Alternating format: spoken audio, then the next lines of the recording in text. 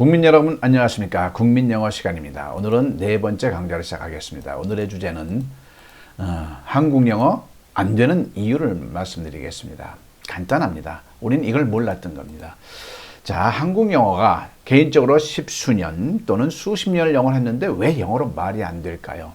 이거에 대해서 원인 분석이 된 거를 정확히 된 것을 저는 본 적이 없습니다. 자, 수의 세계에서 저는 이 실마리를 찾았던 겁니다. 자, 수의 세계에서는요, 수를 다룬 수의 세계에서는 산수와 수학으로 나눌 수가 있습니다. 산수가 수학 같고 수학이 산수 같는데 저는 엄밀히 분리를 시켰습니다. 산수와 수학은 근본적으로 다르더라고요. 자, 산수와 수학이 근본적으로 다른 게 뭘까요? 한번 생각해 보시겠습니까? 제가 이렇게 물어봤을 때 이걸 정확하게 대답하신 분을 한 사람도 못 만났습니다. 자, 말씀드릴까요? 산수는 더하기, 빼기, 나누기, 곱하기겠죠. 사칙 연산이죠.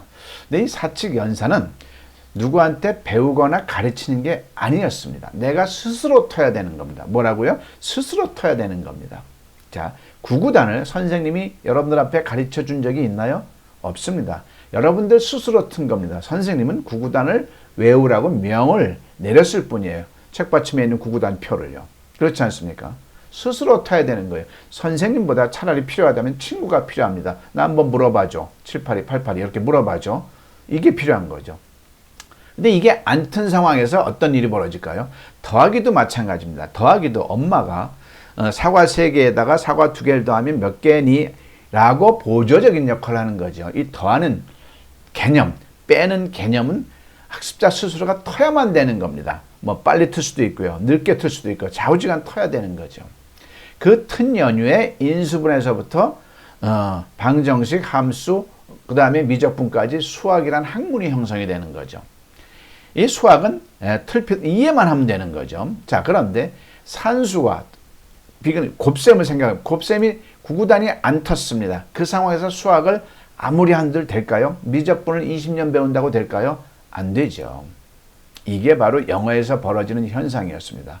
영어에서도요, 반드시 터야 될 게 4가지 영역이 있었어요. 근데 우리는 그걸 훅 지나가 버린 겁니다. 즉, 구구단 하나를 놓고 봤을 때요, 몇 년 세월이 걸렸는지 아십니까? 7, 8이 56, 8, 8이 64가 정확하게 정광석화로 나오는 거, 이건 기적 같은 일입니다. 의식을 못해서 그렇죠.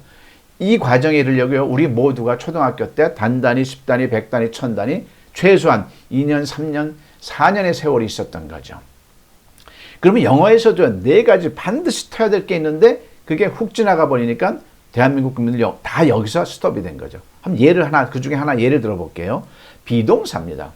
자, 영어에서 비동사는 주어와 시자에 따라서 be를 안 쓰고 나일 때는 am, 과거일 때는 was, 유효나 복수일 때는 are, 복수일 때는 were, 그 다음에 3층 단수일 때는 is, 그 다음에 과거일 때는 was, 다 아는 겁니다. 근데 이거를 우리말에서 영어로 옮길 때 연습을 안 했던 겁니다. 그러니까 토익 900점 먹은 사람도요, 그녀는 어제 어디 있었니? 그러면 떠듬 where was she? 이렇게 나오는 거죠. was가 나와요. 3인칭 단수니까. 한글에서 영어로 연습이 안 됐던 겁니다. do, does 이 개념도 그렇고요. don't, doesn't 개념.